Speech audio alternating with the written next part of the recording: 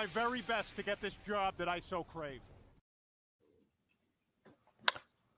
Do you really think they both so craved this belt? I do. I do. Let's get into it. Welcome to Fanzone Debate. Welcome to Mayhem at the Multiplex. We made the executive decision today that this is not going to be the first video of the event. I'm so excited. Oh my God. I actually know where this is going in the order. Holy shit. Welcome to video 2. We're here for Fanzone Debate. Cody Newberry, champion, won his belt off of longtime champion Kirk Holkowski earlier this year. At the beginning of the year after beating Coho, then played Kirk, won his belt in the rematch, I should say. It was a rematch against Kirk. And then we had a long tournament. It was a long road to get here.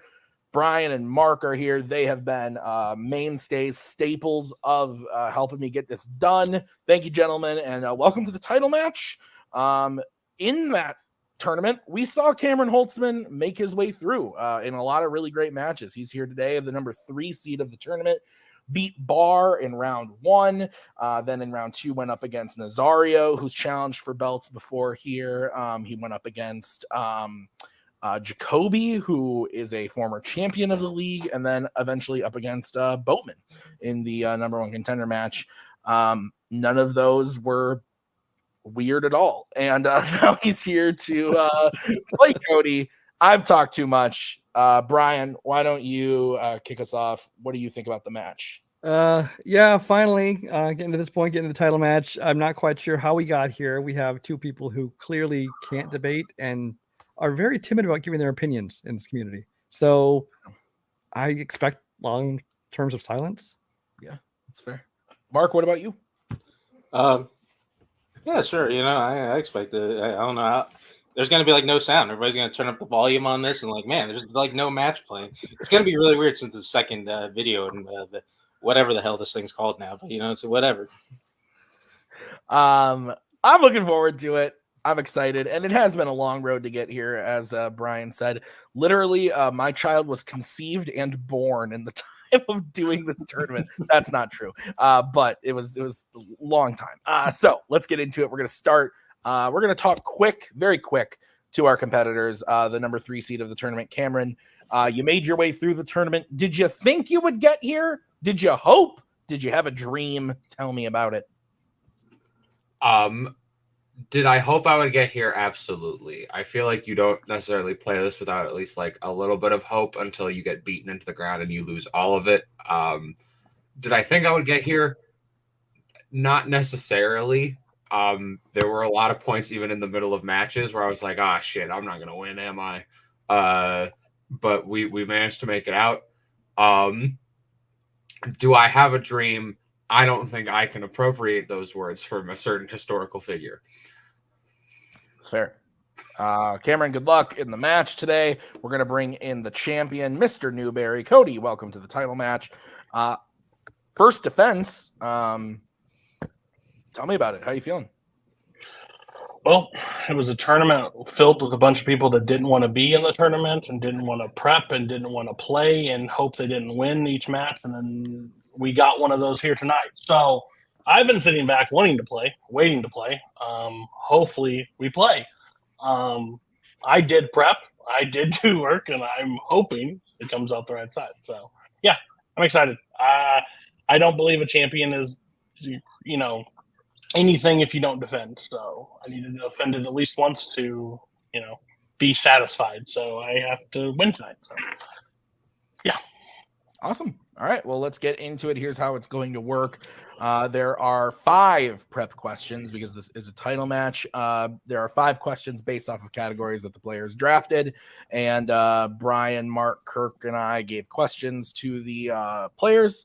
Based on those categories, they're going to debate them tonight before our very souls. So they're each going to get a 1-minute opening, followed by a 5-minute freeform, followed by a 1-minute closing. At the end of the debate, Brian, Mark, and I will write on our handy-dandy boards who we think won that question. 2 out of 3 votes wins you a point.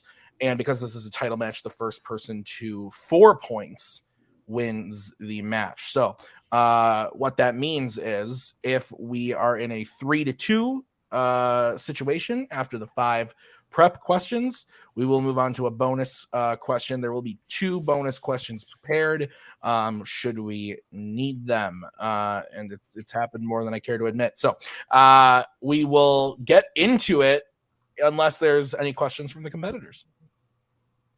Nope. Negative. All right, let's do this thing.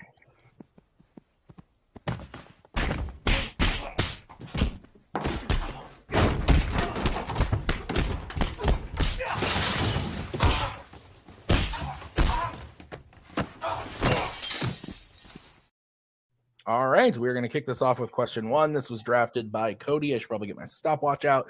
The question is in the category of Star Wars. And the question is, what is the coolest action scene in a pre-2017 Star Wars film? So because Cody drafted this, he gets to go first. Cody, you have 1 minute to open your argument when you start talking. So cool can be defined a bunch of different ways. What I would describe it as if you're in the theater or you're watching a movie and you're like, holy crap, what did I just watch? That was awesome. Want to tell people about it. Do it. Star Wars has a lot of those moments or a lot of opportunity for those moments, but none of them ever pay out. The one I chose, it was easy with a bullet. It's Vader entering the hallway in Rogue One. Siths get to do a whole bunch. He slaughtered children and everything, but nothing's ever shown on screen. And he goes complete ham with a lightsaber and a bunch of guards shooting at him, and nothing and they're just handing off a card, and all he is slicing through everybody. And the music and the lighting and everything adds to how awesome that was. Even if you don't like Rogue One, it's the one scene that people talk about from Star Wars. It's the one scene that people continue to talk about and wish they would go deeper into. So, yep, that's my answer. Okay, ending about 5 seconds early. We'll bring in Mr. Holzmann.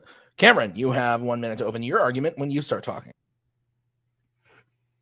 So I think when it comes to Star Wars, when we see something cool, we want to see something that does something new, something that we haven't seen before, and something that raises the stakes on what an action scene in Star Wars can even be. And that's why I chose the Duel of the Fates from the Phantom Menace, where Obi-Wan and Qui-Gon Jinn fight against Darth Maul. This is the first time in the Star Wars series, and the first time and the only time for a long time that we see a lightsaber battle involving more than just one person. And we see the 2-on-1. We get that cool reveal of the double lightsaber from Darth Maul. We get all these cool locations. We get this great fight choreography. We get these long takes. We get these really, really interesting visuals using light, shadow, location, different angles, different perspectives.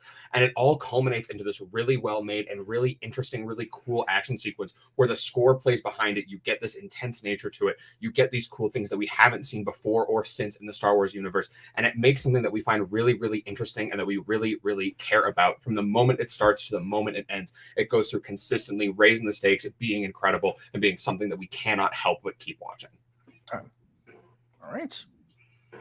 All right. Darth Vader hallway scene, Duel of the Fates. 5 minute freeform when one of you starts talking. I will throw up the 1 minute when the 1 minute comes. And if any of you talk for too long and I decide that I hate you, I will throw up the let's move on. So don't make me hate you. 5 minutes when one of you starts talking. You are muted, Cody. This is a great start. I don't know if you've actually watched Duel of Fates, because what you're describing is, yes, it happens throughout that, but a lot of it doesn't happen. The music starts and the music fades as quick as it does. The three fight for a total of 20 seconds. It's normally him kicking Obi-Wan into a different direction, and then Qui-Gon and his old self trying to move a saber back and forth. And then we spend about 40 seconds separated from all of them behind red walls while Obi-Wan thinks. That's not cool. That's not interesting. That was 1999, and that was a cool time for Star Wars to be around because we never saw a double-bladed lightsaber. But at this point in time, it's been done in better movies, and three people doesn't make a lightsaber fight any more interesting. See, the thing is, I think that the separation of them in the doors actually is a really interesting thing, because you have this moment where they're all sitting there thinking. Qui-Gon kind of just zones in. He has this moment, And the moment that is up, he takes his opportunity, he strikes, Obi-Wan runs in, and it picks up going even faster pace than it was before. You have the score plan threat, you have these great visuals. The problem with the Vader hallway scene in Rogue One is that it fully undercuts the entirety of the movie it's in. This movie about these people who are not force sensitive. This movie about these people who do not have these powers, these lightsabers, all that stuff. And it destroys that world. And it changes exactly what the movie is into this just massacre where there's nothing interesting about it. There's nothing even or equal about it. No fighting. It's just a bunch of people dying. There's nothing. So when you pick up a scene, you don't have to care about what the movie is. It's a cool scene. If there's a great action scene in a thing, that can be cool in a crap movie that undercuts. I'm okay with that.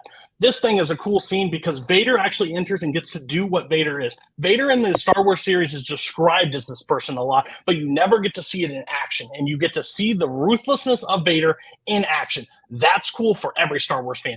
And you're saying this moment like he's meditating and thinking about his next moves. It takes 12 seconds for that door to drop and him to get a saber through his stomach. That's how quick that ends. And then you get Obi-Wan dangling from the thing and him hitting back and forth. And gosh, can Ray Park kick one more Obi-Wan one more time in the face? If he's a Jedi, he can't see a kick coming to save his life in this entire fight, because every time Obi-Wan gets taken down, it's because of a kick. Not a lightsaber punch, not anything, not even a force push. He kicks him in the mouth every time. It's not a cool fight scene. Mustafar itself is a better fight scene. Yes, there's only two, but it actually looks like they're fighting for a long period of time. Every time they get three people fighting, they have to see, I need one of these guys to get out of the space as fast as possible, and that's what they do every time. Obi-Wan disappears all the time during the fight. See, the thing is, Obi-Wan has a reason to disappear in the fight. He is still learning. He is still narratively someone who doesn't fully know what he's doing and is being thrust into this position near the end where he has to take on the mantle of this Jedi. And the fight narratively fulfills that with the ending where Qui-Gon is gone, and he not only picks up the mantle of this Jedi who has to fight Darth Maul, but literally does it by picking up Qui-Gon's lightsaber and being the one to run him in. In terms of the kicking and the fighting and not just being taken down by a lightsaber, I think that makes it more interesting. We have this choreography and these fighting that uses things other than just two guys hitting their lightsabers like we had in the original trilogy, where it's really boring just hitting light sticks with light sticks with light sticks. Vader's hallway is just a massacre. That is all it is. It is guys who can do nothing. That's fucking awesome. Taken down by a guy who can do everything. That is not cool. That is narratively and visually uninteresting because there's no stakes, because you know they can't win. Perfect. Do you like John Wick at all? If you like John Wick, it's this same premise. He kills and shoots and murders everybody, but everybody's fucking awesome and thinks it's great and cool and want to watch more of it. That's the problem. It's a cool scene. It doesn't have to set character expectations. It doesn't have to build the story arc that we're all looking for. It's a cool scene. The coolest. And that's what we're doing. You're telling me to be excited about Obi-Wan being on another platform by another fight. You know what's cool? If they fight nonstop for the full 5 minutes and it's a back and forth battle. No, you're describing it as three people fighting. It's two people fighting until one dies and then the other one gets to fight. That's not cool. Vader in that hallway, when the light goes out, the breathing starts, the saber comes out, and everybody is screaming and firing, and he holds that guy up against the roof and slices through. I don't know what you want in Star Wars, but I wish there was a John Wick style of Vader doing that all across the galaxy, because that was awesome.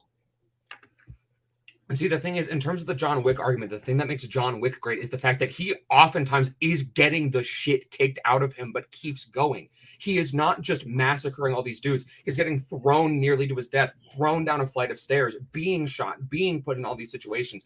The fight has stakes and evenness, and that's what makes it cool. All right, Cameron, you get to close first. You have 1 minute when you start talking. The thing that makes the Duel of the Fates coolest is the fact that it's actually doing something new and it's actually doing something interesting, but also there are stakes. There are things that can happen. There are things that can change, and it makes it more interesting, more cool to watch. We get to see the tide turn back and forth. It is not just a one-sided massacre. You get the music building. You get the locations. You get these long takes of all three of them fighting like they are in front of the giant plasma light pillar in these beautiful locations, and they are cloaked in shadow, and you see nothing but just their silhouettes hitting each other with lightsabers. You get these cool fight choreography moments with the actual physical fighting alongside the force abilities and alongside the lightsaber fights. It adds in all of these new layers. It adds in these new things that we've never seen before or since. We have yet to see a double-bladed lightsaber, and that's the coolest shit that everybody wanted when they saw that movie. It was widely agreed upon to be one of the most amazing things people had seen. The problem with the Vader hallway scene is that it undercuts the movie it is in. It is not cool because, frankly, it's one-sided. There is no drama, no tension, no stakes, and it does not pay it off well. Time. All right. Cody, we're going to move over to you for your 1 minute closing when you start talking. The reason why the double-bladed has never been brought back because it doesn't work in fight choreography with two other people. That's the whole point of it. They can't do it. They struggle through it, and they have to separate these guys as much as possible. That does not make that cool. That does not make that interesting. And no one's ever in peril besides when he ends up dying at the end, when they're stuck between a red wall and he doesn't get a chance to fight with him.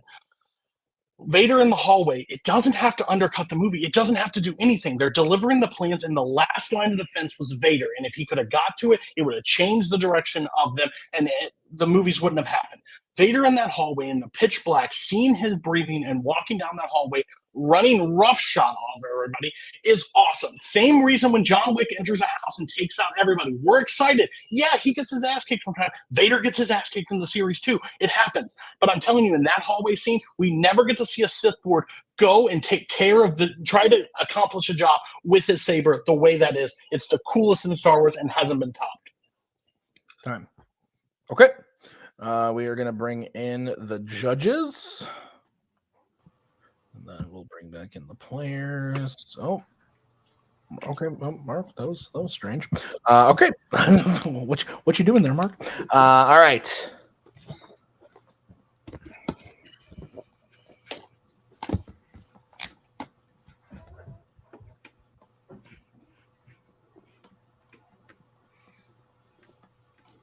All right. I'm ready. Are you guys ready? Yeah. Good first debate to kick it off. Great job, guys. If this is how it's going to go all night, I think we're in for a good one. I went with Cody. I thought that both were good picks. And I think that Cody just did a better job of explaining why his scene was cool. Cameron talked a lot about why his scene was interesting, thematically interesting. And the stuff that he did point out that was cool, I thought Cody did a good job of taking down. And then Cameron's attacks on Cody were pretty much the same type of thing, where he was talking about like it doesn't work because it's one-sided, and Cody was able to say like pretty definitively, at least convince me like why it actually was cool despite it being a one-sided fight. So I went with Cody. Brian, where are you going and why? I was not expecting so much John Wick conversation. I love John Wick, so I'm there. Yeah, I think that Cameron started out pretty good. He's talking about how, his was, something new you hadn't seen, something interesting, it's the first time in the 3-person lightsaber battle, things like that. I thought Cody countered that pretty well, though, by saying that it's been done, better ever since. It might have been, really cool at the time, but it's been done so many better times since then in other films. And as far as Cameron was attacking Cody's, talking about how, it's undercut the film, things like that. But Cody's like, it doesn't need to worry about undercutting the film. We were just talking about a cool action scene. So I just voted Cody. All right. Mark, your vote doesn't count, but where would you have gone and why? Yeah, I also did go with Cody. I kind of feel like, at least for me, Cody's defense, I think, was pretty solid all the way through of kind of everything Cameron was throwing at him, at least on his scene. I think the only thing he didn't cut down right away was the stakes, but then he covered that in his closing about how, we don't get the original trilogy if the rebels don't succeed in that moment, which add stakes to that moment. So I think he kind of just slashed every bit of Cameron's argument of what he threw at him. All right. So Cody is up 1-0. We are going to move on to the next category, which was drafted by Cameron. It is in the category of musicals. And the question is, which performance in a 21st century musical is the most underrated? So Cameron, you get to kick this one off. You have 1 minute to open your argument when you start talking. I think for something to be underrated, it needs to be something that is incredibly good while also not being talked about at all. And I picked Max Harwood in the film Everybody's Talking About Jamie. This performance is in a beautiful film that nobody saw. And even the people who saw this film were not talking about his performance and allowed him to be overshadowed by performances like Richard E. Grant because he is a bigger name. But Max Harwood is doing so much incredible work in this performance. He is able to play all of these different aspects of this young high school boy who dreams of becoming a drag queen, able to take the shy teenager, the fun party kid, the broken son of a father who doesn't want him, and this all-powerful drag queen who, to quote the film, is meant to be feared, and does them all beautifully. He has amazing singing in his voice. He has these beautiful emotional moments. The entire performance of the song Wall in My Head is this great emotional crux of the film that happens so early on, and he's able to keep going and elevate the film even upon that. It is a great performance that nobody mentions either in or out of the context of the film, and that's underrated. Time. All right. Good job, Cameron. Oh, okay. Hi, Allie. Cody, you get to open your argument 1 minute when you start talking.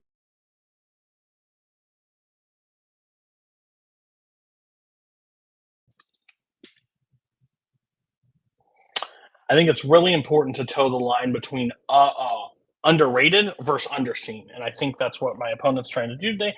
My film, 2005, released by a director, Christopher Columbus, had mass publication, all the stuff about it. Rent's a very popular musical. I love the movie. A few people love the movie, but no one talks about Jesse Lee Martin from this movie. No one talks about Rent in a positive way ever, unless you're a theater kid that says, oh, I Cover You reprise is a great musical. He is by far the heart and soul of this entire movie. He carries the emotional elements all throughout the film. He has one of the best songs of all time with I Will Cover You, and one of the most heartbreaking songs when he reprises that after Angel passes away. It is by far a performance that should have skyrocketed him, but instead everybody talks about everybody else in this movie or how much they dislike Rent when Rent's a great musical. That's my time. Just Maggie telling our daughter to shut the fuck up in the background. I love it. I love it. All right, guys. 5 minutes of free form when one of you starts talking. Go ahead.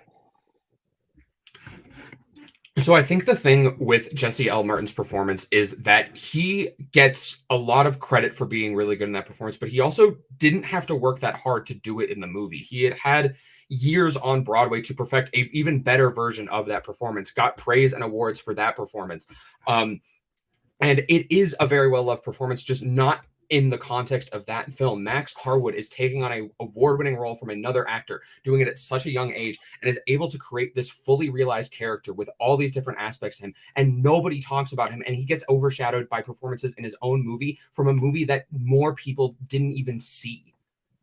Well, blame your publication that didn't release the movie to a wider audience. Listen, it was from 2021. It hasn't found its voice. And I like where you did the thing. Max got underseen by persons like Richard E. Grant that is because he's a bigger actor. No, he's by far the better actor in this movie and who you should have picked it. Because guess what? I can pull the entire audience and say, hey, do you guys know Richard E. Grant was in a movie called Everybody Talking About Jamie and steals every damn scene from the block of wood that Max is? Max does nothing interesting throughout this entire film. His singing is okay because overall it's a musical, should be okay. But even when he is in drag, he is boring. And that's a problem. Every time Richard E. Grant shows up on scene, I want Richard E. Grant to stay on screen. And can we just switch the story? This has got the word like the Good Dinosaur complex. I don't want to care about the Good Dinosaur. I care about his brothers and sisters.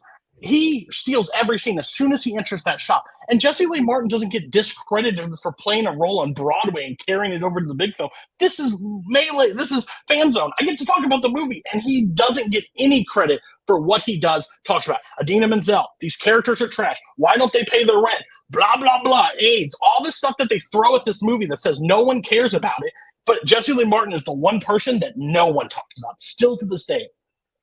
See, but the thing is, I think a lot of the performances in that movie that you're citing to are talked about in a negative context. No one enjoys watching and sitting there watching Idina Menzel mooing at the audience. No one enjoys watching Anthony Rapp do his whole, like, oh, I'm an awkward filmmaker who has no social skills shtick. No one enjoys watching Rosario Dawson just like shake it while pretending to find a candle so she can get her cocaine. Like Jesse L. Martin is given the emotional crux of that movie and he handles it well. But it's easy to be considered good in that movie when you are surrounded by bad performances and you're given the only real substance within that movie. Max Harwood has emotion. He sheds real tears. He does an incredible vocal work that you are underselling because he is a young teenage male doing vocal ranges that most professional Broadway singers wish they could handle and absolutely nailing it in high heels while he's doing it.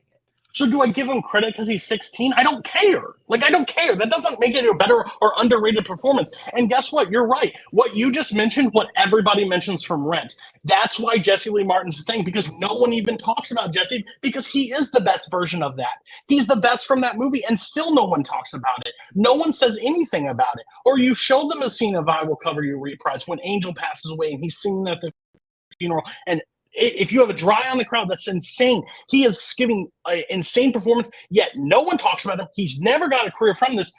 Max Hardaway does not do anything groundbreaking, original, anything besides dress and drag. But guess what? Richard E. Grant in the same movie is in drag and killing it. Every scene. That's the queen we should have been watching this entire time. That's the queen that this movie should have been. Everybody should have been talking about Richard E. Grant. And how you don't pick Richard E. Grant is mind-boggling because that's underrated. No one even talked about him after the movie. The thing is, people were talking about him. If you look at the professional critics' reviews, Richard E. Grant is the performance that everyone was talking about in that movie. You keep saying you want to see Richard E. Grant in drag and all of these different things. Richard E. Grant doesn't do a single scene in drag. The big drag queen moment for his character and his performance is done by a different actor in a flashback music video type scene. No, he is in drag. When? He's in the dressing room getting her ready, and he's in complete drag. Have you seen your movie? Because I have. He is not performing drag at any point. He may. Oh, you're out of your mind. He is a man in a wig. He's not performing drag. He's not being a full drag queen. He's in a full ball gown. What's the definition of drag? Because I'm telling you, full makeup, full drag, full hair, everything, and he's the queen on the stage. What are we talking about? I've seen the movie. He's never performing in drag. He might wear it as an actor, but as a character in the film, he is not. But regardless, moving on from that, you are underselling Max Harwood. Yes, he is young, and does he deserve a ton of credit for that? Who knows? But he is bringing emotional resonance. He is bringing the pain of being a father unloved by a child, or a child unloved by a father. He's bringing the shy awkwardness of being a teenager, the power of being a drag queen, and combining it all into one great performance. Time. Okay, Cody, you get to kick us off first. For your closing, you have 1 minute to close your argument when you start talking. I'm not sure if Cam saw his own movie because there is a full scene of Richard E. Grant in drag, and he is coaching Max to take on and be fearless and do this whole thing because he's the drag queen from the past that has done that. He is showing everything. He's the underrated performance because I didn't know Richard E. Grant was in this movie doing drag. That's crazy.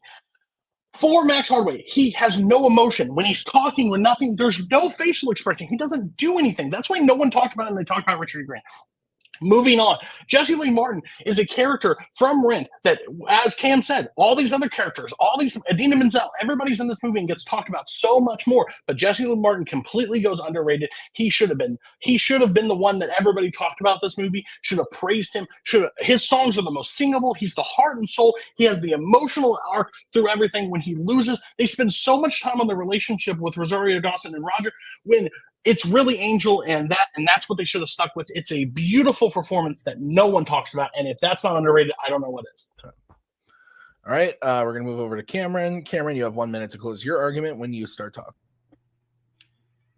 I think that there are moments in Jesse L. Martin's performance that are great, like the I'll Cover You reprise and like some of these funner moments with Angel, but there are also moments that are actively bad. Him pretending to be drunk, him pretending to have been beaten in an alleyway. He never successfully sells any of those things. But the things he does well, but it's not enough to make the performance incredible and underrated when people even like Roger Ebert himself praised Martin's performance in the film. Max Harwood is a young, new up-and-comer on the scene. No one talked about him. People talked about Richard E. Grant, and sure, Richard E. Grant was good, but Max Harwood was the heart, the soul of that movie. You cannot tell me that he is boring and unemotional when he has tears streaming down his face while walking out on a soccer field just to confront his pain and his relationship with his father. You cannot tell me he is boring when he is having these big, flashy, bombastic moments, not just as a drag queen, but as the person he becomes in his school afterwards, being this new, brighter, more open and arrogant personality, and being able to be unlikable but still have us root for him. He is doing so much more than Martin is and doing it better. All right. Let me bring in the judges.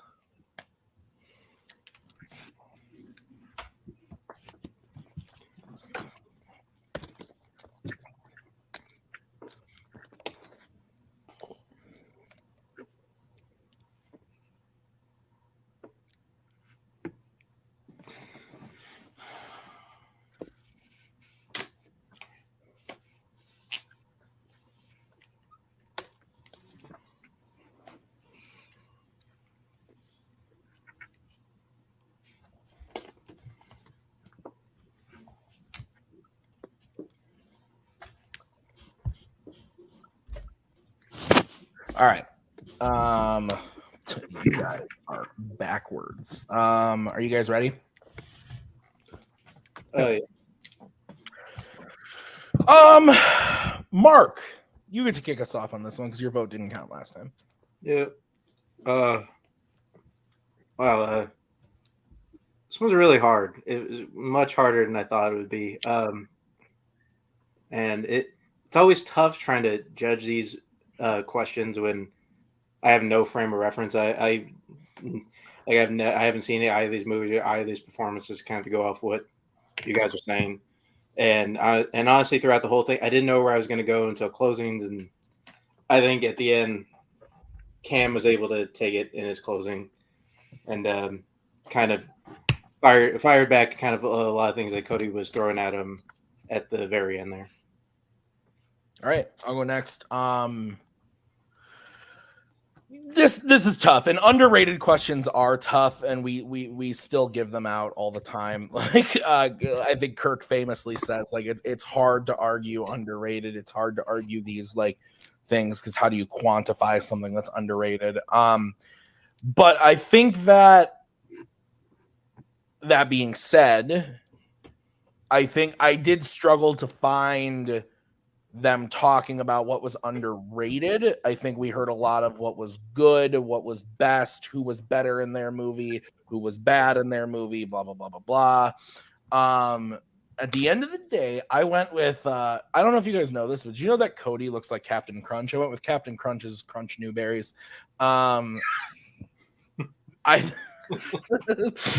You look like Captain Crunch. So dye that beard white and you got it, and put on the hat with the eyebrows on the hat. Anyway, I wanted to do Newberries somehow. Anyway, I think that Cody was able to argue the question more. So underrated is what I was listening for the whole time. I think Cam did a good job of like explaining why his character was really good in the movie. And I don't know, it was tough. I didn't get a lot of underrated, I felt personally. So I went with Cody. But Brian, you get to decide this one. First of all those things that Cameron says nobody likes to watch in Rent, I like all those parts. So I like Rent, yeah. I'll just say I liked all that. That being said, even after that offense, I did go for Cameron. I think they're both good picks. I mean, one is obviously, I know Cody early on tried to argue that Cam's pick was more underseen than underrated, and that may be the case. And actually, that might have helped his case because, yes, we don't hear a lot of praise for it or anything like that. We have not heard a lot of praise for this performance, which, from what he's telling us, which is my only frame of reference as I haven't seen that one, was a great performance that deserved to be seen more. Jesse L. Martin, I think Cody made a real good pitch of why his is underrated. But as Karen pointed out, there are a lot of reviews and critics that did single out and praise Jesse L. Martin. So had to give the tip to Cameron. All right. So we are all tied up 1-1. We're going to move on to the next question. It is in the category of directors.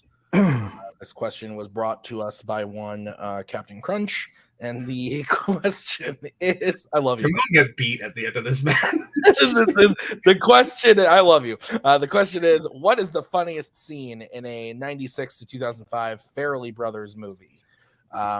Oddly specific, but we do what we can here at Fanzone. I wonder why. So, Cody, you need to kick us off. You got 1 minute when you start talking. Listen, funniest scene. Just remember that. And believe me, what me and Cam find funny, completely different opposites of the spectrum, and I know that. I went with the slam dunk for me. Still makes me laugh to this part. Remember the day I watched it, rewatched it today, and before, still laughed just as hard. I went with the Frankenbean scene from Something About Mary when Ben Stiller sips his whole junk up in his fly. And like Keith David, he's going to prom. He zips it all in there. Keith David walks in, like, how'd you get the Frank above the bean above the Frank? And the reactions, and then the police officer shows up, and then the firefighter shows up, and like getting him unstuck between it, and he's about to go to prom. It's one of the most awkward comedy, hilarious moments of all time. I just die every time when this scene happens. So yeah, Frankenbeans. Time. All right. We're going to move over to Cameron. Cameron, you have 1 minute when you start talking. I think it's very hard to argue what the funniest of anything is because, as Cody pointed out, comedy is very subjective and we find very different things to be funny. But the thing that I went with was the shooting of the cow scene from Me, Myself, and Irene. I think that this scene perfectly plays through dry humor. The characters don't in any way acknowledge the inherent humor, the ridiculousness, the insanity of their situation. They play it 100% straight, 100% real, up until that moment where Jim Carrey does his Jim Carreyisms and starts strangling it. But the situation keeps escalating, and they keep escalating just enough with it, where the cow is dead on the ground. They go to move it, and it starts moving. 1 bullet to the head. We got it. We did it. It starts moving again. More ridiculous. 3 bullets to the head. We got it. We did it. And it keeps going. And Jim Carrey plays it straight, does it all. And you just have Zellweger in the background kind of losing her mind, thinking this is the most insane thing. And the dynamic between those two makes it absolutely hilarious. Time. All right. 5 minutes of freeform when one of you starts talking. So listen, I get it where if you find that funny, and I'm happy for you. Renee Zellweger forgot that she was in a Me, Myself, and Irene because she doesn't want to be there. You can clearly tell. Jim Carrey's past his like ridiculous things. Probably his body starts hurting. That cow scene, blank stare for me. I just don't get it. The shooting of the gun, the moving, they don't even react like in it. I know they're doing straight, and that's supposed to be the funny part, but there's no reaction, and even the strangle is very weird. Frankenbeans, when he zips his fly up in his junk, and Keith David goes and sits down on that toilet and says, "Let's let me look at it," and screams, and his wife screams, and the cop shows up, and the fire department. And then when that cop goes, "Listen, let's just take a deep breath. We're just going to back it out the driveway. And then we got a bleeder." And he's coming out of the thing. Tears. No man can ever experience what that went through, what pain would have been. It is nonstop funny because as an awkward a teenage kid going through that experience and on his prom date, and yeah, it's hilarious. See, so I think you put out there the thing that is my biggest problem with your scene, which is, as a man, watching this scene makes me violently uncomfortable and frankly a little scared for my life. If you sit there and you see, especially the moments in that scene where you see visually exactly what happened, you cannot for at least a moment sit there without that phantom, empathetic, sympathetic pain we all know and hate, and fear for your life, fear for the worst things in the world that could possibly happen to you. The problem with it is, on top of all that, you have these characters reacting, and there's just characters who are there for truly no reason. Like, oh, there's a cop at the window. Why is there a cop at the window? It's nonsensical. Why is there a firefighter? Did anyone call him, or is he just there? What is the point of any of this? And then I think the fact that it hard cuts right when you could get this insane reaction from him of, we saw the start, let's see the ending, and it cuts hard away to something else, I think denies us of what could be the funniest moment in that scene. Okay, well, see, I don't think that you watched the scene because the cop shows up at the window and says, "Hey, we heard a lady screaming in here. We're seeing if everybody's okay." So the 911 was called, so they're all there.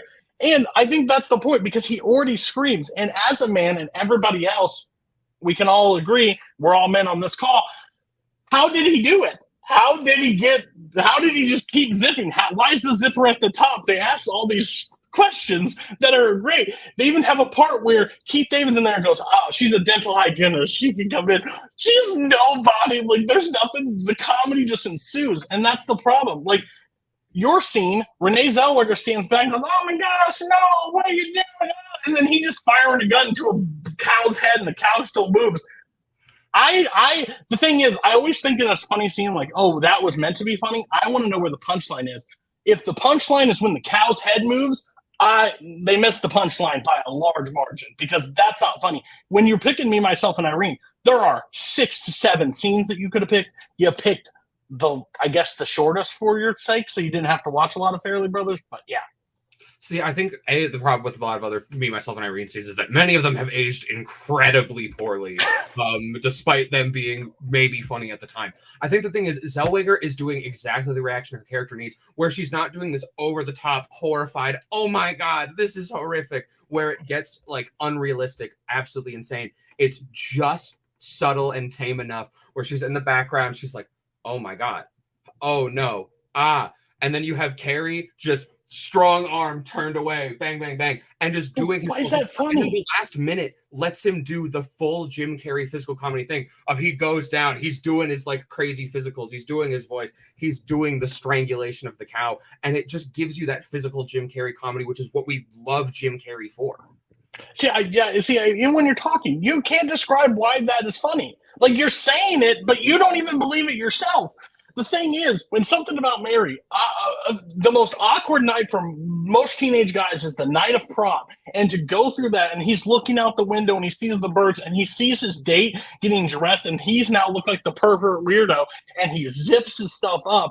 Like, it's a shock value. I think my scene does not need, because when he unzips and the next thing is an automatic cut when he's on the stretcher, we got a bleeder. It's nonstop, and it's almost like a sketch comedy where people keep coming through a revolving door that just the firefighter goes, "Oh, you guys need to get down here, send everybody, bring a camera." Like, this is it's just mass hysteria, and it's hilarious in one of the most awkward points. That's why it's so funny. So the cow thing makes no sense to me. I still can't laugh. I think the thing is, it's the way that it escalates, the way the joke keeps going, that makes it really, really funny. All right, we are going to start with Cameron for closings. Cameron, you get 1 minute to close when you start talking. I think the thing that makes the Me, Myself, and Irene scene really, really funny is the fact that you have this really over-the-top and ridiculous situation being played almost completely straight. You have this giant puppet animatronic-type cow. You have these really weird cow noises, but all the characters interacting with it are playing it straight and letting it be this dry, dark humor that eventually boils over into the insanity that you know it can be. The problem with the There's Something About Mary sequence is, like I said, it is a deeply and objectively uncomfortable and terrifying sequence to watch if you are a man. You feel pain when you are watching it. You feel anxiety that something like that could happen to you in the future and you don't know what to do. It cuts away at the exact moment where it could reach its funniest possible potential and instead goes for just a single line and a guy lying on a stretcher instead of these big things that it seems like it's building to. You have these characters randomly coming in. You have these characters doing nothing really necessary to the scene in particular. And when it cuts and undercuts the ending of it, it kind of disservices everything leading up to it, whereas Irene builds. Time. All right, we're gonna move over to Cody. Cody, you have 1 minute when you start talking.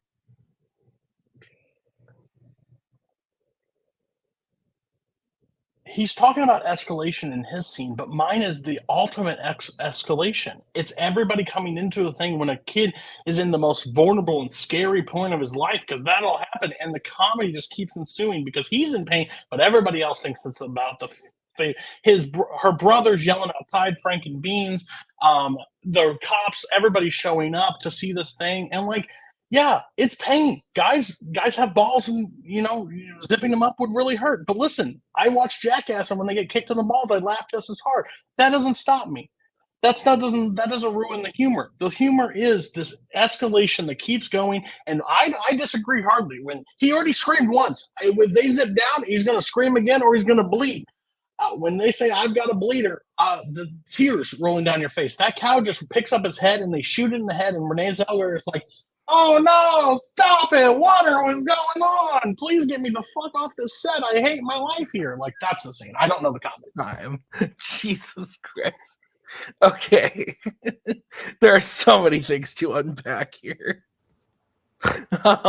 So first off, Ryan, were you photoshopping during this round? I was listening the entire time.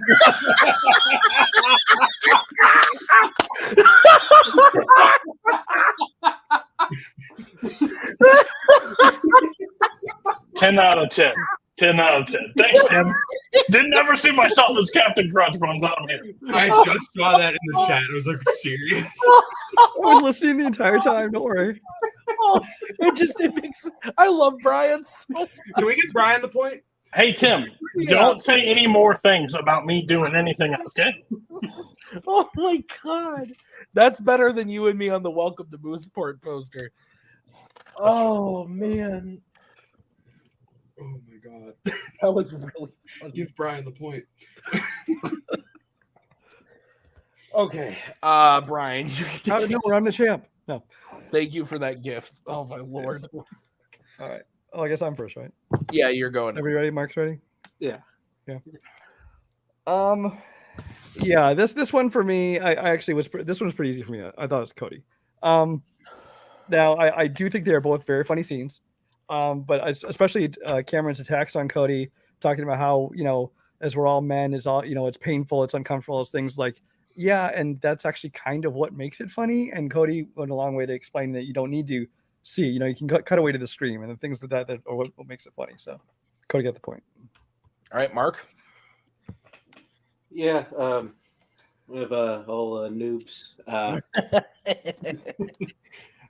Yeah. I mean, I think, when we outlined the scene and Cody's going through it, it's just all escalation and him bringing up all the other people coming up, and I think him talking about the firemen coming. Hey, we heard an old lady screaming. I wonder what's going on. I feel like all the attacks on the cow scene, it didn't compare. It was a pretty easy go Cody in this one. All right, my vote doesn't count. I went with Cody too. To be clear, I haven't seen either of these movies, and I've seen scenes from them, but I've never actually watched them. And I was going based off of on their descriptions what made me laugh. And Cameron's actually maybe in his opening when he was describing the scene, it made me laugh really hard. And Cody's really didn't. But the more Cody kept going, I was laughing out loud. Just Cody going, "Why did you keep zipping up? It's all the way to the top." That made me laugh really hard. But I do think I'm interested in both movies now. I think Cameron did a good job of explaining why his scene was funny. I think that Cody tearing it down, he did a good job as far as the argument goes. But Cameron did great. The Cody's scene just had more to it overall. It sounded like to me. Would you be shocked to learn I spent an hour watching Farrelly scenes and found none of them funny? That's fair. Shocker.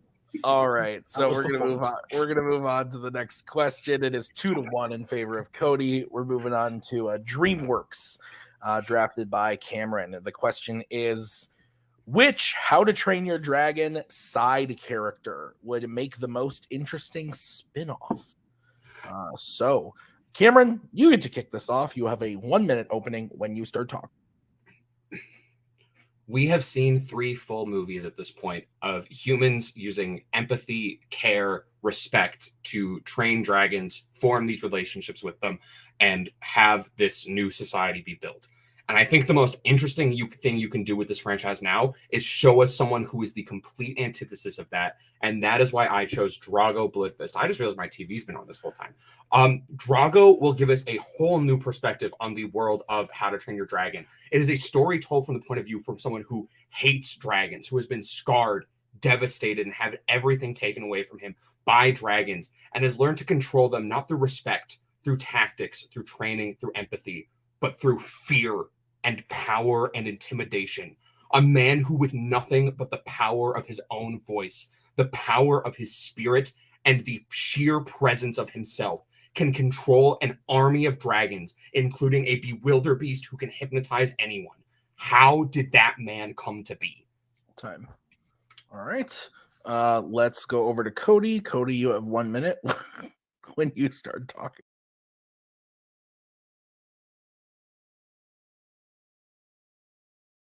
You're muted. The Captain Crunch thing threw me off. Sorry.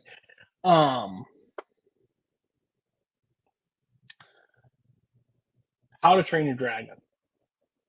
Listen, I think any side character at this point, personally, I don't think we need any more.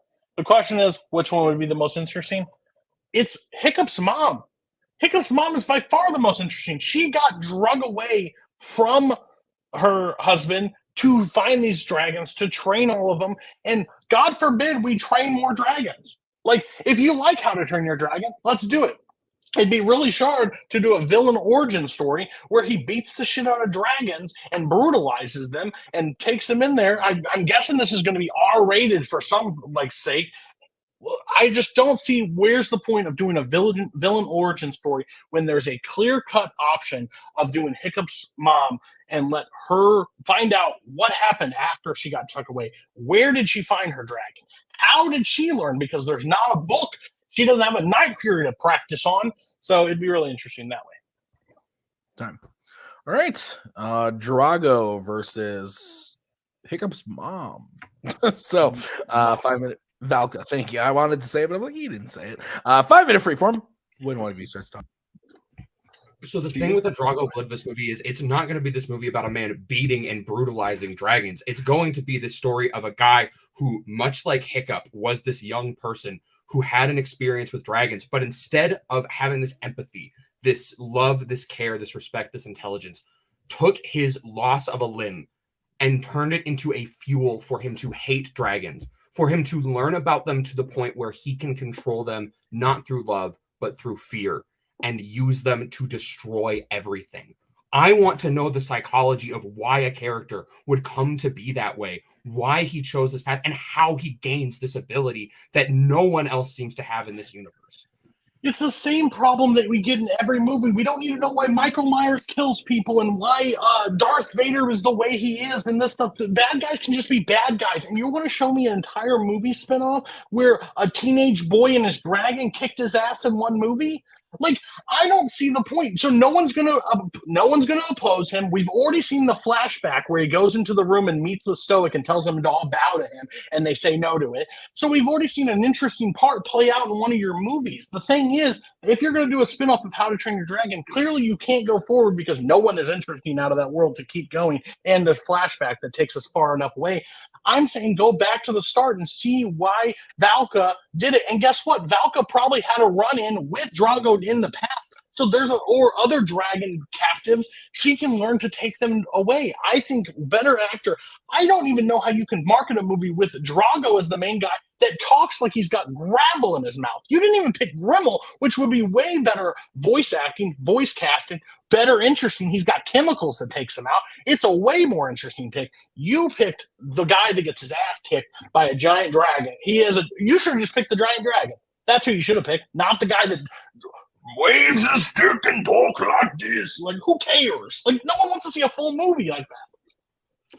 See, the thing is, I think there is a place for an interesting story. We can do an interesting villain origin story. We have gotten great movies that people love about the origins of villains we like a Joker or something like that. People loved it.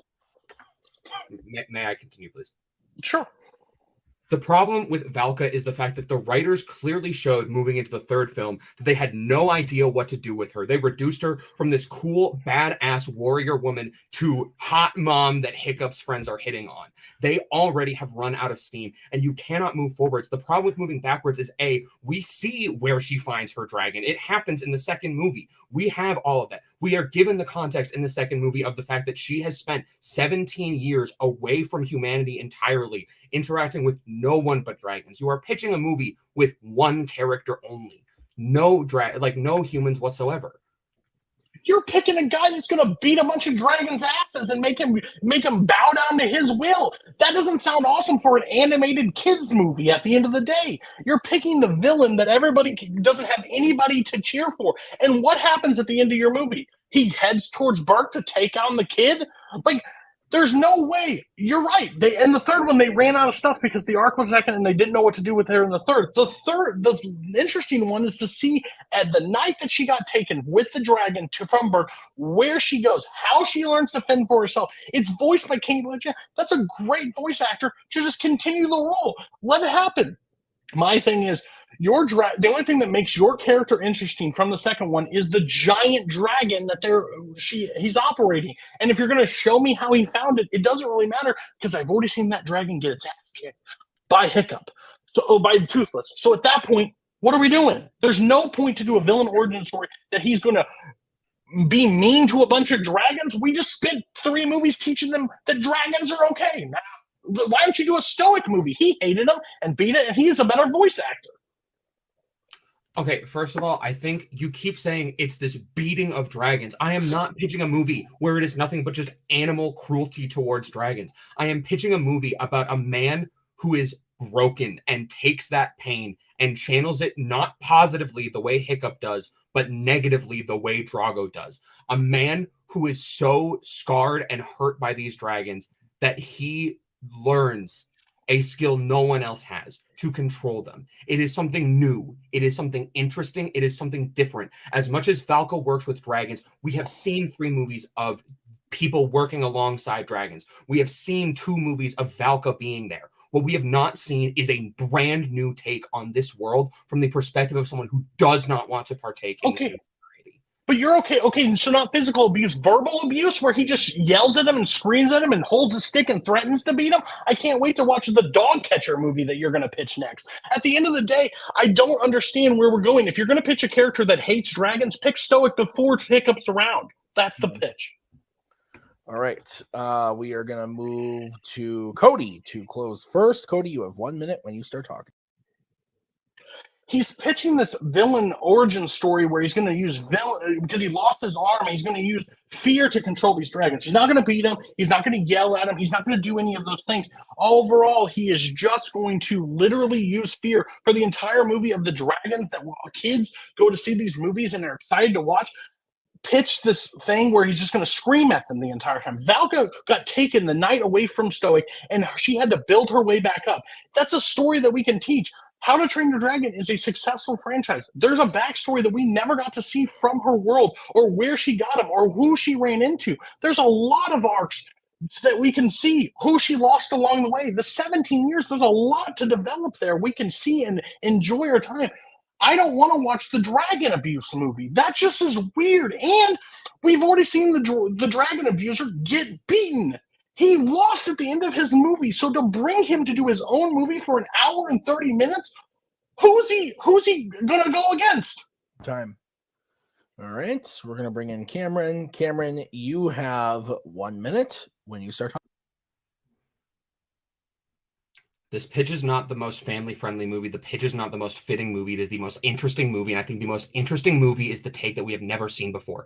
This movie does not necessarily have to be for kids, but this is also not just the movie about animal cruelty that you keep thinking I'm pitching. I want to see how he learned this, how he communed with dragons and gained these skills and had that turn. Where did he learn how to do all of this? If I wanted a bunch of backstory, a bunch more stories about people rescuing dragons, all that stuff, there are 2 or 3 separate TV shows that I could watch in the How to Train Your Dragon universe that fulfill that different thing. Why don't I want Grimmel? That's in the show. There's so much other stuff that exists in this canon, exists in this universe that we've already seen. But what we haven't seen is a new interesting take, a new perspective. Jaimin Hansu giving this deep, dark vocal performance, this slow turn from a person who is respected in society, a person who believes that he deserves to be the one person in control, who eventually becomes a warlord with an army of dragons. I want to know the start of that. How did he break? Why did he break? And how did he gain these powers that dragons and humans alike fear instead of just another same story? Okay. For the record, I gave Cameron an extra 10 seconds on that closing because we do need to ignore the TV talk judges. So we can't let that affect no TV. But I did give Cameron an extra 10 seconds because of that. So just so you guys are aware.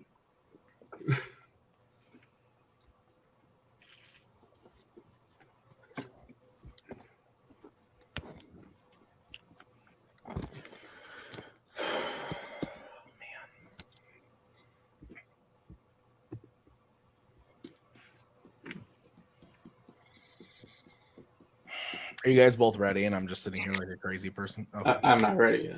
Okay. Brian's always ready really quick. Brian's a man who knows what he wants. Okay. I just keep my tally throughout the debate and figure out.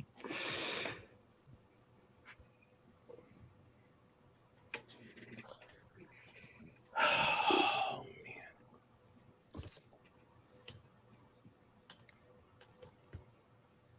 So why don't we take a break? We'll be right back after these messages from Captain Crunch. All right.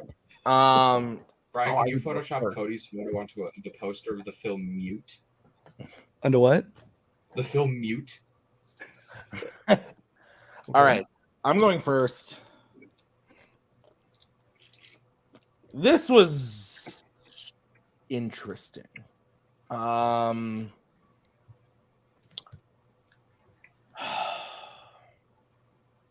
went with Cody. And Cam, I swear I don't hate you. And I always feel bad when I end up doing it like this, but it's just how I feel in this fight. I think that Cameron was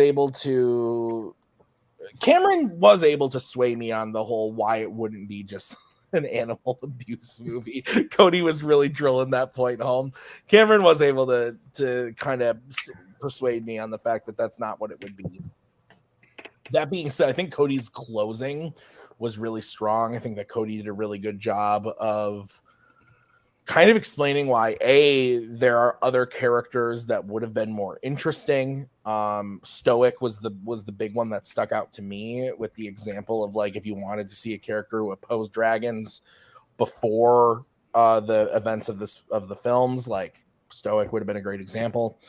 And he pointed out examples of like we've already seen like parts of the movie you're talking about in the films. And Cameron tried to kind of put down the Valka thing by being like it's a one-woman show, like she's by herself. But Cody was kind of able to be like, dude, there's 17 years of stuff. We don't know everything that happened. I thought that Cody, at the end of the day, for me, gave the more interesting pitch, but it was really close. I would personally want to see both of these movies. And considering when we got the answers and I saw Cameron's answer, I was like, no way. And he actually had me convinced, like, no, this is a movie I would actually want to see. He did a really good job. It's just, I think Cody had the edge on this one. So, Brian, am I crazy or do you agree? Those are not mutually exclusive. That's fair. Yeah. I would see both these movies. I like both these pitches. I would watch both these. Cameron had me pretty strongly in his opening, and Cody never quite did enough to get the point away from him. So I went with Cam. I just think that Cameron was strongest when he was talking about, how this is going to be. It's interesting because we've seen, Hiccup's story. We've seen somebody who, loves and rescues, the dragons, but to see the whole story from a different point of view, from somebody completely the other side, the antithesis, who's controlling them through fear and how he got that way. And that it sounds far more interesting to me. And as he said, we're not talking about most family friendly things like that. We're talking most interesting. And this is the most interesting take to me. All right, Mark, you're deciding this one. Cool. I love it. I thrive to be in these situations. Judge debate, they said. You'll have fun, they said. I feel like usually whenever I get one of these types of questions, like it usually just it usually comes down to like which one do I think I would like to see more. And I think kind of hearing them talking about it, I did lean Cody for this one. I think just on person, I kind of somewhat agree with what both of you guys say. Although I think at least like the Hiccup's mom story, I think just sounds interesting just because it's something that we just don't know a lot about, and it also sounds like it probably fits this universe better.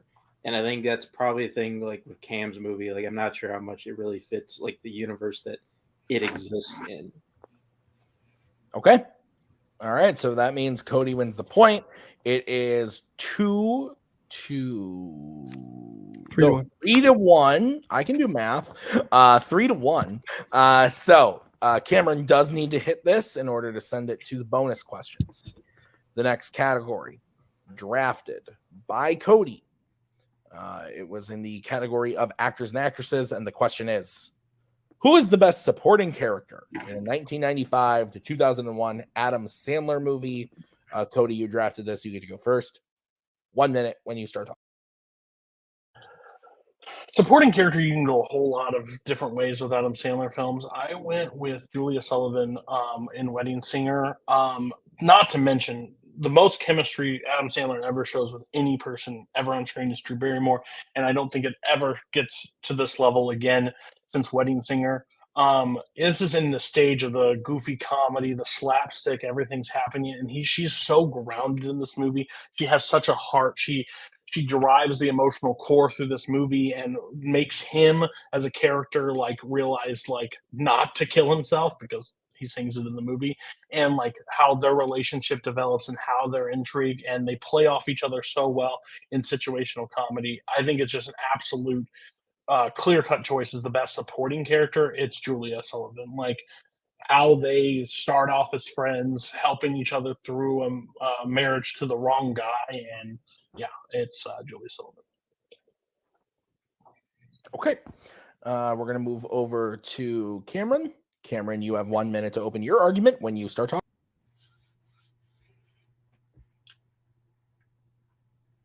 I think a movie can only be as good as its villain. And I think there is no better villain in an Adam Sandler movie than Shooter McGavin. I think that Shooter serves as the perfect antithesis to who Happy Gilmore is as a character. Happy is this earnest, humble guy who just wants to find his place in the world of golf, who just wants to win to prove that he can do it. Whereas Shooter McGavin is this over-the-top, arrogant loudmouth. He thinks he's the greatest in the world and is not afraid to tell it to you. And the way he is able to portray that in these incredibly funny, insanely comedic, and frankly just absolute dickish moments is phenomenal. Christopher McDonald is giving a great performance. Every moment he is playing this in slightly over the top, but not so much that it's insane, but just this real absolute douche. And it's fantastic. It perfectly plays off of the characters that we are rooting for. It makes him the perfectly hateable villain, but we still enjoy watching him. He has so many great, memorable lines, and he is always present there in the narrative to make us laugh. All right. 5 minute freeform when one of you starts talking. It's really interesting you picked Shooter. Shooter, yeah, and a villain, muscle-twirling villain in Adam Sandler. Bradley Whitford, as another one that he just resembles very much of this character. The problem with Shooter and the problem with Happy Gilmore is best supporting character. Even in Happy Gilmore, there are so much to choose from. It is so hard. Carl Weathers, and not to mention, I would say the funniest and best supporting character in Happy Gilmore is Joe Flaherty. He's the one that yells jackass. He's the one that hits Happy Gilmore. He's basically the higher up for Shooter McGavin, but all the funny moments stems from him. Carl Weathers as Chubbs is also an absolute amazing supporting character in the movie. My thing is, it's a villain versus a love interest. It's going to be a weird debate anyways, but I'm saying the best supporting character is Drew Barrymore because the heart and soul of Wedding Singer is directly tied to her. And if she gave a lesser performance like other female in that movie, it would have fallen flat on its face. Drew Barrymore has such a sincere delivery in what she's doing. You believe that character and you like that character and you want her to be happy. And that's why I think it's the best supporting character. See, I think the biggest problem with Julia is that the immediate introduction to her character when we first see her waitressing at the wedding, she is posited and positioned within the film, at least for the first half, as a sex object and a prize to be won by whatever the wedding singer's real name's friend is. She is set there as this just woman. She is to be won. She is to be wooed. She is to be taken by a man.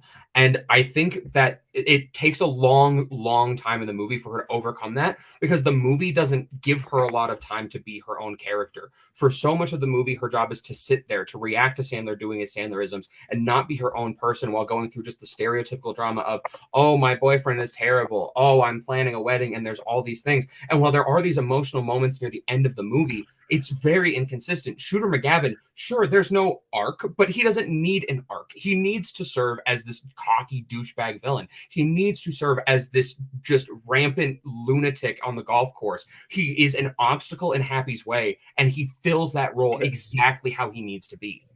As a person that just watched Wedding Singer for the first time, I know where you miss things, and that's okay. But the thing is, the sex object is a moment that's said and never repeated to her till later. They don't even chase after her.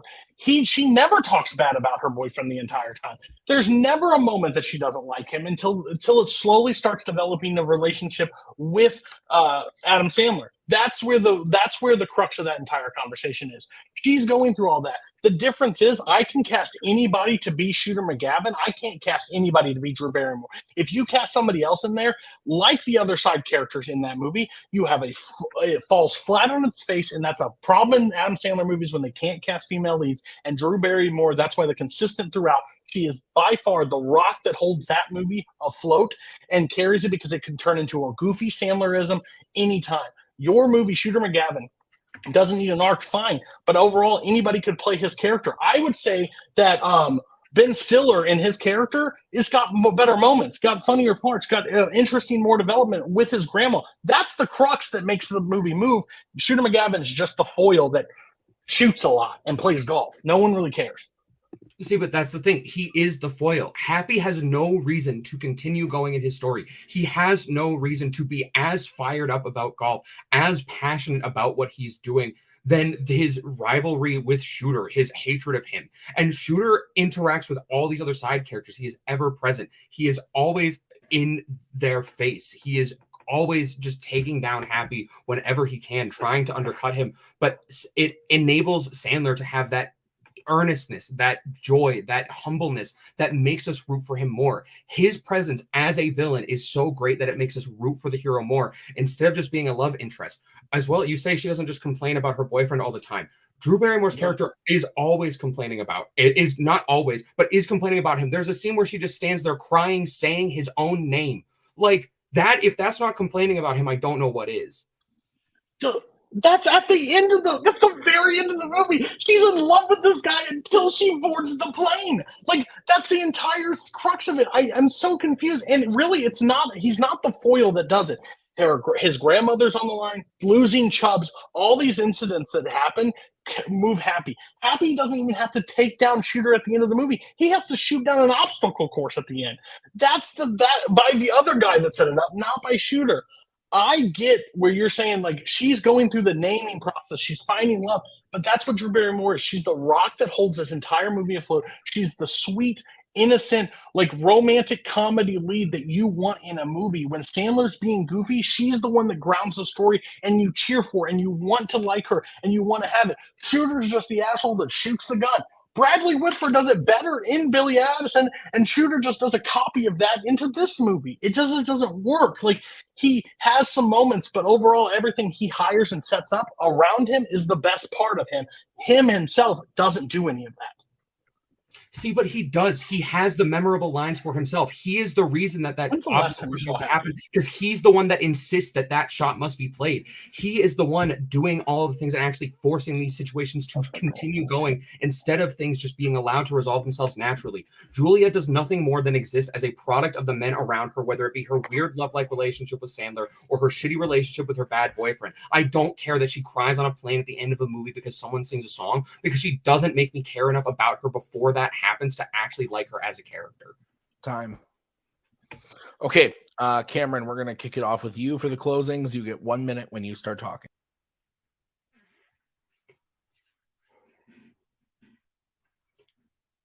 Cody has talked a lot about the fact that other people could play Shooter McGavin, and sure, they could, but that does not discount that he is a great character. That just discounts Christopher McDonald's performance, if anything. The character as written, the character as played is fantastic. Drew Barrymore, while giving a good performance, is giving a good performance as a nothing character. She is barely present through the first half of the film. She is posited as this prize to be won without an actual real personality, and over the time that it develops, the main things we know about her are that her boyfriend cheats on her. She's not very happy with the idea of marrying him because she cries and stands there while thinking about the idea of being married to him. And then she's a little happy because she might get to marry Sandler. She is there to enable Sandler as this romantic lead that he fails to be. Shooter McGavin is a great villain. He is a foil. He's the motivation. He is the cause of the wrongs, and he enables us to love our lead more. He enables Happy to be this lovable, earnest, humble man, despite the fact that at the beginning of the movie, he absolutely has the traits that in the hockey world could turn him into the exact same thing.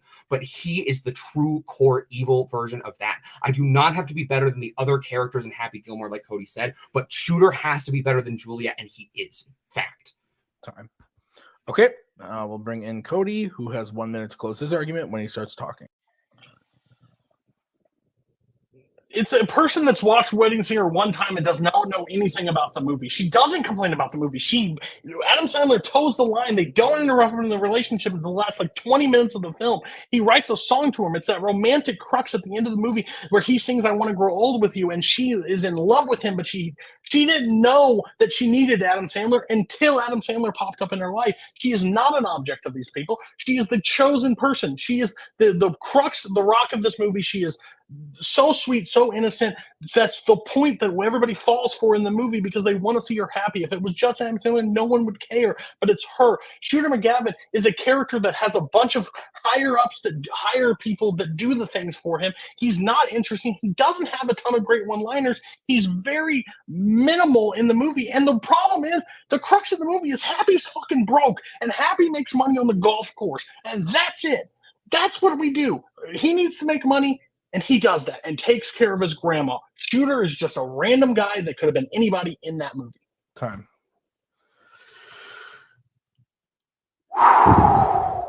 Okay. Fun fact. I've been told that my grandfather's favorite movie was Happy Gilmore. He's no longer with us. But I've been told that that was his favorite movie by my father many times. Well, I should have way to end this round. Well, I just lost the point. Hey, he died when I was 3 years old, so I remember nothing. But every time that movie's on TV, my dad's like, "Oh, grandpa."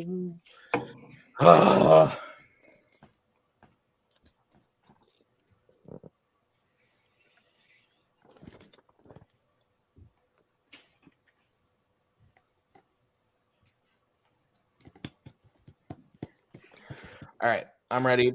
You guys ready? I guess.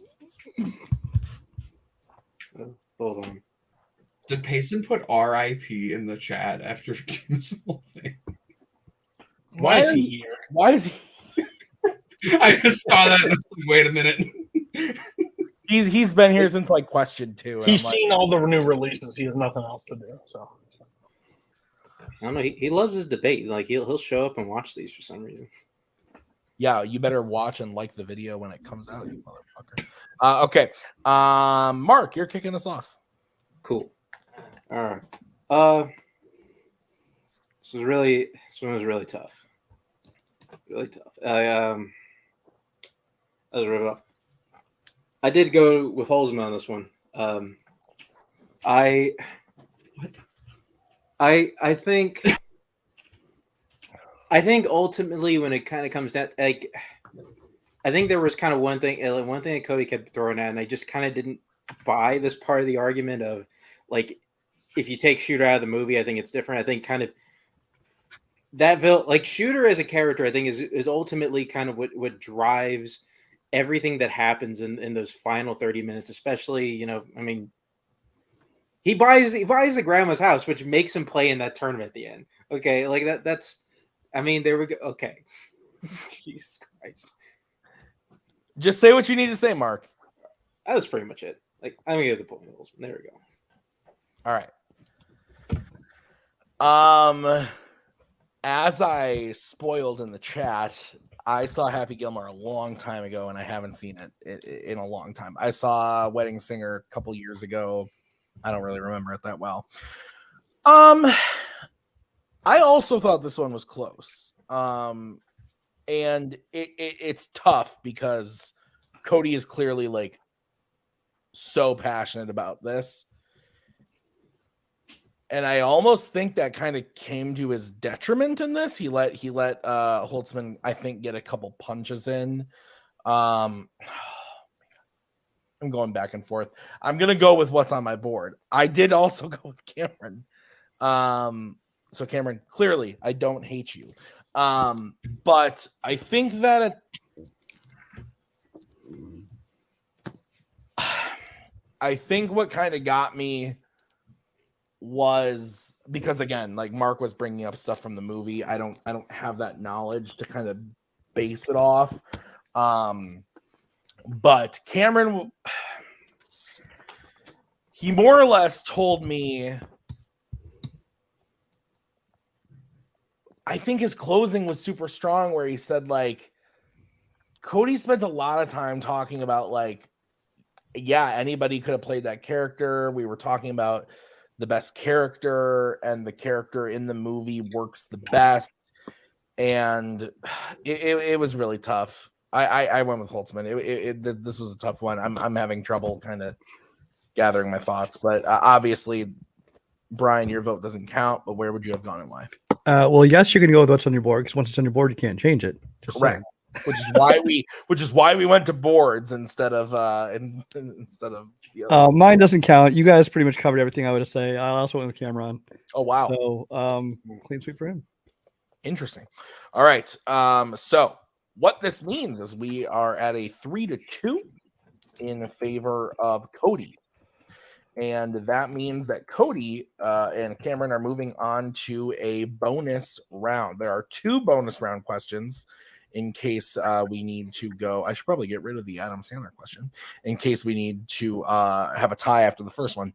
So what I did with the help of one Nicholas Tuig is came up with 2 bonus questions. One in the world of fandom, one in the world of Mayzone. And we randomized which will go first.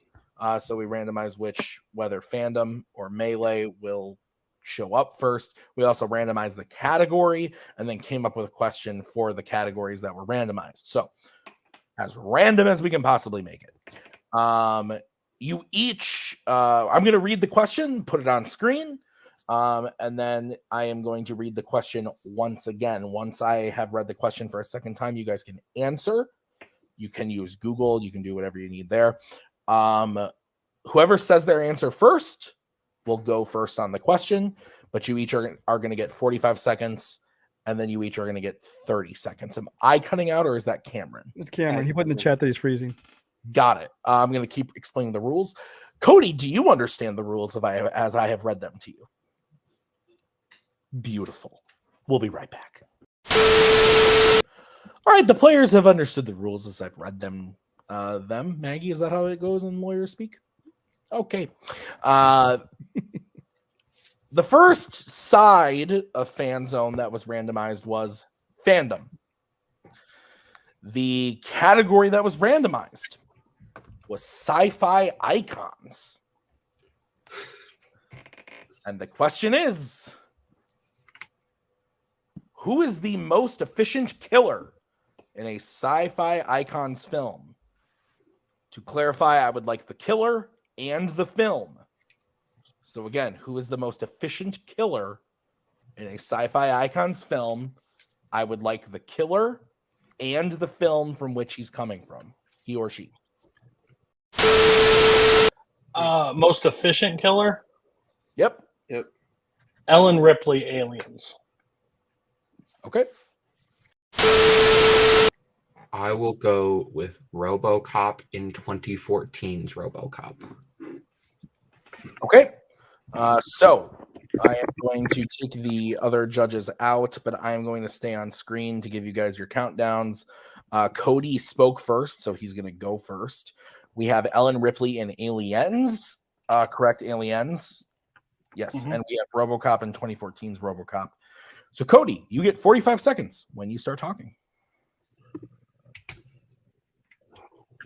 When you take Ellen Ripley and you add her to Aliens, where she had to fight a xenomorph once, and add her to where hundreds of them exist, and she has to keep slaying them and walks away from the film, that's the most efficient that I can possibly see. She kills them and keeps killing them and be able to handle it. 2014 RoboCop, hardly does. Yes, he's a cop. He does his job. He does his kills where he needs to. But most efficient, I wouldn't even say close. I would say the most efficient RoboCop would be in the first one if you're going to pick one. But yeah, most efficient by far, Ellen Ripley, as she has to go through a task that she faced one time before and is able to walk away free. That's the most efficient killer. I'm done. I give the full time. Sorry. Anyway, Cameron, 45 seconds when you're ready. In 2014's RoboCop, Alex Murphy has been surgically reproduced to create the ultimate law enforcement and killing machine, and he overtakes his programming, but still has the abilities given to him by it. He is built to target, to fight, to attack, and to know the most efficient and ruthless, lethal way to kill his opponent. He does that by taking down an army of Ed 209 drones, fighting his way to the people that he needs to take down, and doing so in a ruthless, efficient, and practical manner. The problem with Ellen Ripley is that while she knows what she's doing, she still gets stuck in one-on-one battles. She still gets stuck taking this big machine where the machine is doing all of the work and not her. She gets stuck in these damsel in distress situations where she has to protect a child and is focused more on protecting others than killing things around her. RoboCop is built, designed, and created to be made of weapons, kill, take down, and save people and kill others doing so. Time. Cody, 30 seconds. If a person's in a tank and kills people, he still gets credit for the kills. That's who. Doesn't matter what machine you're driving. You're facing xenomorphs, which is a harder task to actually kill. One-on-one battles. What does that matter? He kills what he has to kill. RoboCop is a robot with an enhanced fat that kills people. Cool. My task is harder overall and the most efficient. She is doing it and walking away completely scot-free, facing xenomorphs, which if RoboCop had to play xenomorphs, wouldn't stand a chance. So I don't understand the argument. Time. All right, Cameron, 30 seconds.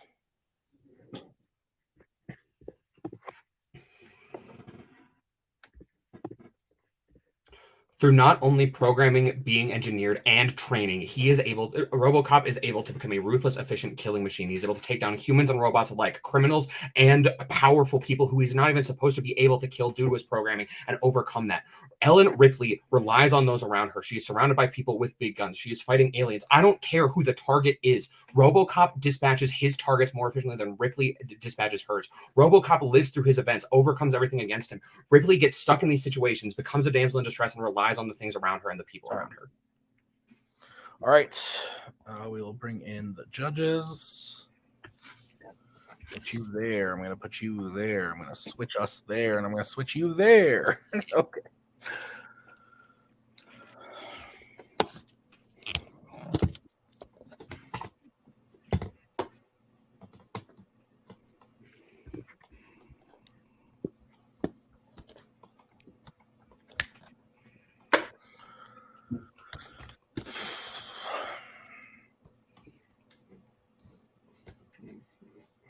Mark looks pissed.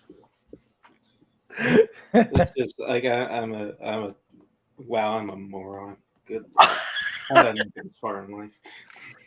All right, we all ready? Brian, I believe you are kicking us off. All right, so this is a new one with this most efficient killer. This is a new take I haven't heard in a question before. Part of the problem with that is I don't know how much of the argument. I mean, they use the word efficient, but I was hearing a lot about why they were survivors. Now they've lived through it. I heard a lot about who had the harder task, things like that. But in terms of efficiency of killing, I just had to come down and grasp on whatever little parts I could, and I got a little bit more from Cameron. Okay, Mark. Yeah, the other way. When all Captain Crunch. He's like, shit, that's not the name of any person here on this panel. I believe Cody would agree with me. Yeah, I don't know. Like, I kind of, was with the same way with Brian a little bit, but I think, I don't know. I think I kind of go the other way. I think Cody did a better job answering the question. I don't know. I didn't buy any of Cameron's shots on him. Like, I don't know. There's a whole third act in the movie where Ellen Ripley is not a damsel in distress. So I don't know. I ended up going with Cody. Great. So I decide if we move on to a final question or not. I love these decisions. Okay. Let me talk this out. Pros and cons. I think that Cody, as someone who has watched all of these movies, and actually now that I'm thinking about it, Transformers also was in Sci-Fi Icons. We didn't say that before. Not that any of them really are killers, but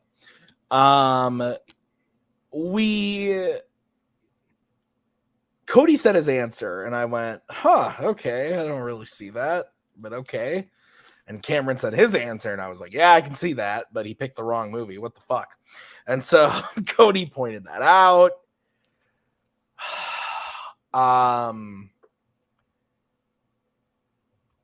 Fuck. Okay.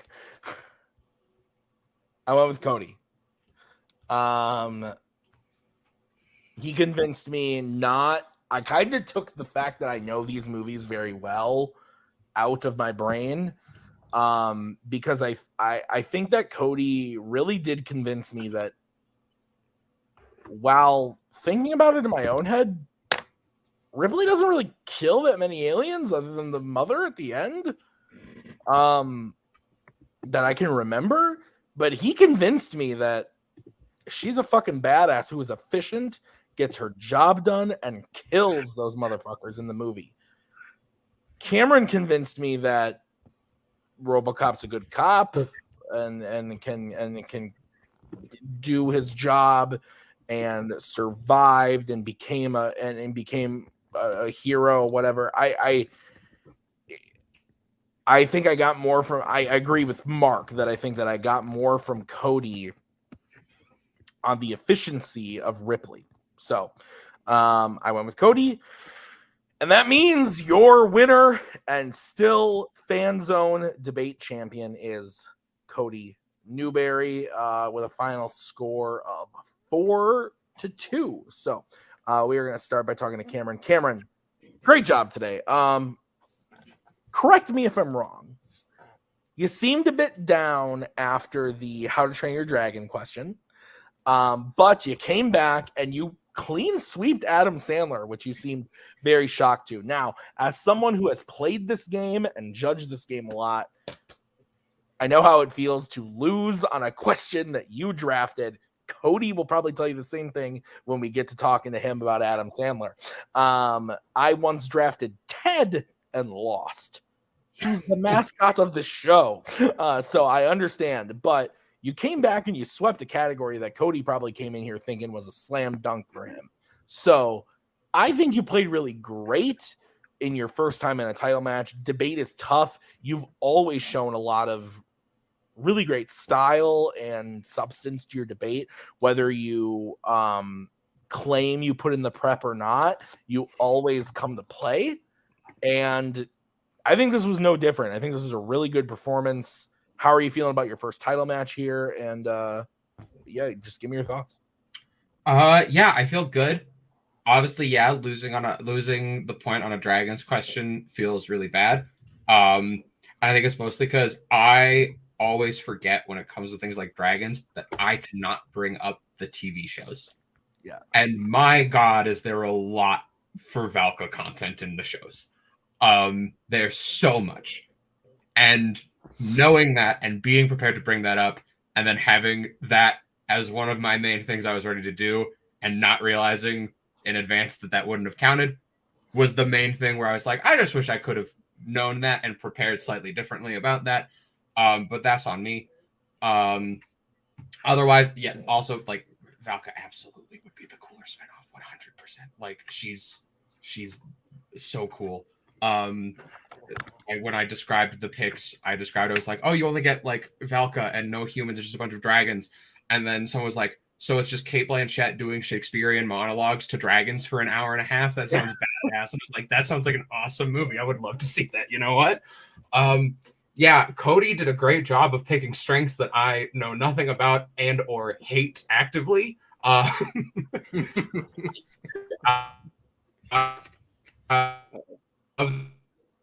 the best. Am I back? Yeah, you're all back. Ooh, You're back. I am. Okay, where did I cut out? Now you're back. Okay. Cody did picking strengths that suck for you. Yeah. Oh yeah, Cody picked strengths that I don't like. So I relied on what I could. Yeah, the Farrelly brothers. I don't like any of their movies except for like kind of Fever Pitch, but I also think Fever Pitch has no like really funny outwardly scenes. It's just like nice. And that's just me appeasing Cody, but also it is a very lovely movie. And then Sandler, yeah, like he picked an era of Sandler where I'm like, I only like one of these movies that I've seen, so I guess I'm picking something from that. Everyone should watch Everybody's Talking About Jamie. I think it's a lovely and beautiful film. It's a fantastic movie that more people need to watch. But no, I'm very proud with how I did. Fun multiplex fact. This is the first title match I've ever played in that did not involve a cash in from a last one standing of any kind. You won a tournament. I won this tournament, yes. Yeah. The other times I've played in any form of multiplex title match were either cashing in for a title or being invited for a cash in for a number one contender match. So this is my first true earned title match. And I'm proud of how I did. I was at least able to keep it at least kind of close on a lot of these, I think. Cody did fantastic. Yeah, there were a lot of times where I was like, I think I'm losing this entirely. And there were a lot of times where I did. But yeah, I feel good about how I did. Cody did fantastic. Yeah. Cameron, I want to ask you one more question, and I need you to be honest with me. Jimmy Fallon, like, not a good actor, right? Like, and honestly, his show is kind of bad. Your thoughts? Oh, the Jimmy Fallon Tonight with Jimmy Fallon is a plague upon humanity. To be clear, I like his games, his interviews. No, you don't like him laughing before people start talking?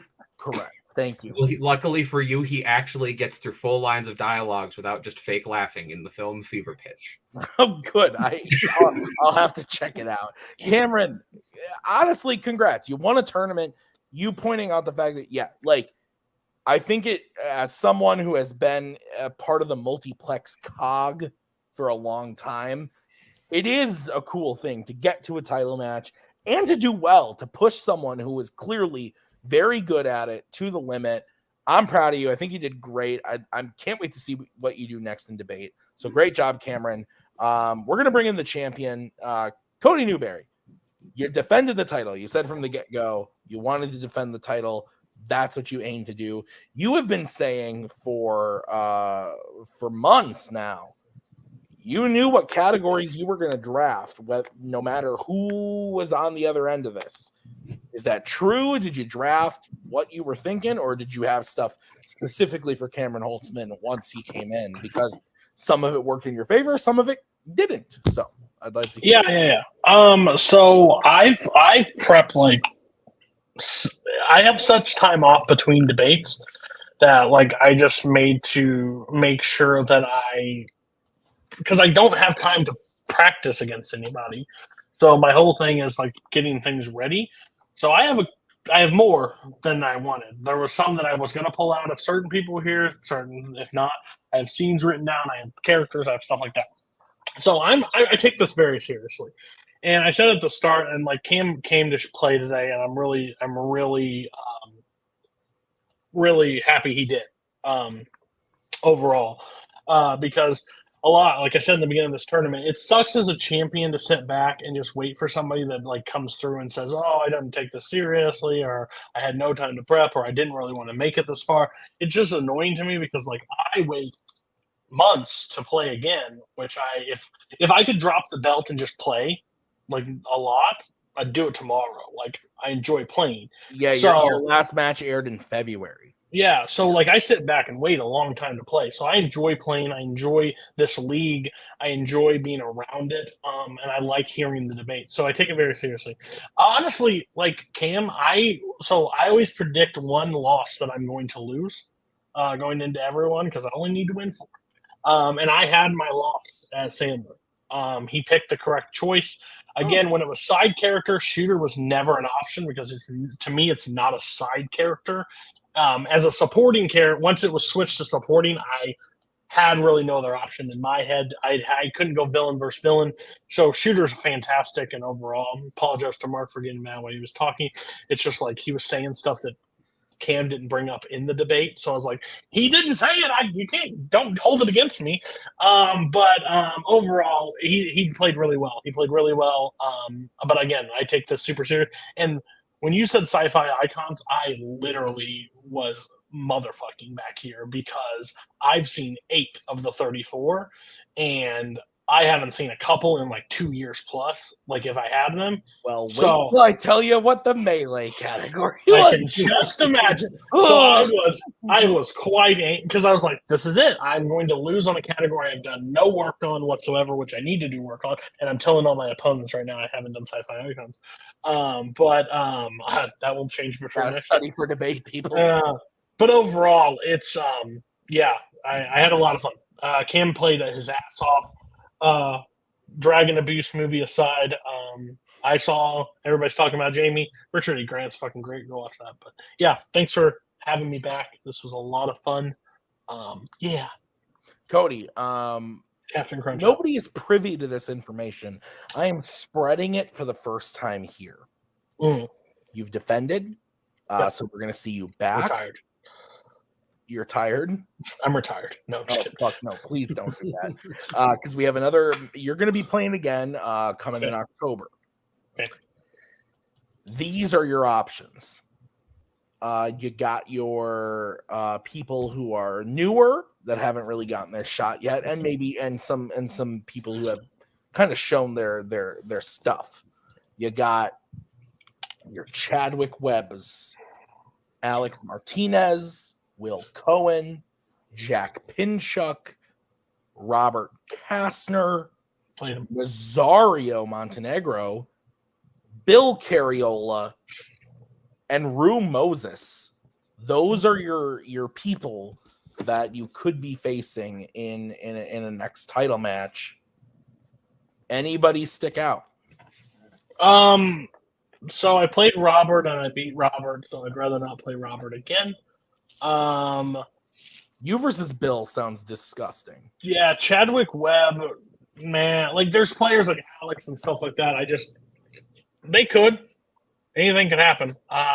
But those top 3, Nazario, Bill, Rue, I'll see one of them in October. I've seen them debate. I've watched them battle it. It depends who gets what road and what that final will be. But I would be shocked if I'm not seeing one of them in debate. And I would love to debate Nazario. Like, I debate him in DMs all the time on stuff that he just wants to argue about. So for 5 minutes, beating the shit out of him sounds like fun. Yeah. Awesome. Cody, great job. Congrats on defending the belt. And that's going to do it for us today at Fanzone Debate. Thank you guys for watching this part of Mayhem at the Multiplex 6. Why the fuck have I been here for 5 of these? That's absolutely insane. Thank you to Mark and Brian for helping judge this. Mark, let's get final thoughts from you. No, this is great. It's really close. It's always interesting when we go. We went back to back on stealing each other's categories, and when Cam forced a speed round. So yeah, it was fun. Brian, final thoughts from you. Yeah, no, this was kind of what we thought it would be. It was pretty close. I mean, they were going back and forth for the first few rounds. Holzmann almost pulled it out at the end there, but those speed rounds will get you. But yeah, I mean, Cody's a force to be reckoned with, and we kind of knew that was coming. So I expect Cameron will be back in the title picture again next time he's in the mix. And in the meantime, we get to see Cody yell at somebody else. Yeah. No, thank you guys so much for being a part of this. I appreciate both of you for helping with questions and judging the whole season.